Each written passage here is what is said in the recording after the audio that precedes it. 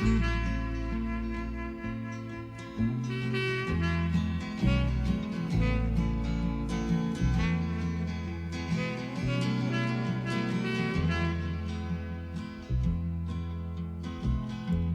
waren miteinander im Park.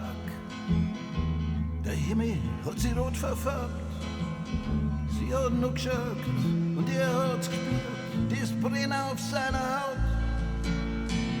Er hat sie noch nie so einsam gefühlt. Hätte sie gewünscht, dass er geradeaus gegangen war. Aber er hat gewusst, das Schicksal, das hat sie drauf. Sie waren spazieren an dem Kanal. Bis halt durcheinander, das weiß er noch genau. Sind in ein Hotel, in das helle Neonlicht. Seine Leidenschaft hat brennt, er hat's gespürt, die Hitze in der Nacht. Er hat gewusst, das Schicksal, das hat sie drauf. Draußen spielt das Saxophon, sie gingen unter die Arkaden durch. Ein Lichtfall durch den Schatten, nein, er ist aufgewacht. Sie schmeißt der Münzen dem Bettler zu und sie vergisst das Schicksal, das hat sie drauf.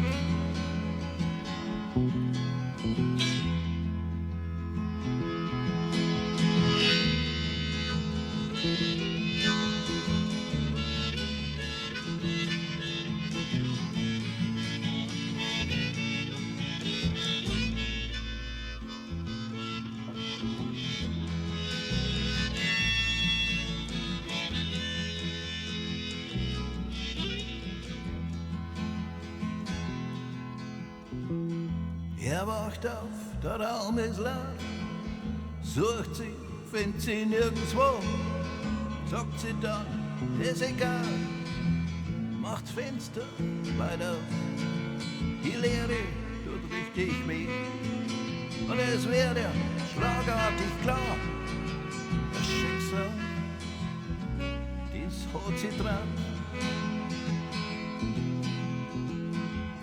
Das Ticken von der Uhr, geht spazieren mit der Papa auf der Schulter um, geht da zum Hafen Norway, wo die Matrosen verkehren. Vielleicht erkennt sie noch, aber 20 Mal, aber das Schicksal hat sie dran. Die Leute erzählen, es ist ein Sünd, wenn man zu empfindlich ist. Ich glaube aber noch, dass sie mein Zwilling ist. Aber ich hab den Ring verloren. Im Frühling, da ist sie geboren. Das verfluchte Schicksal, das hat sie dran.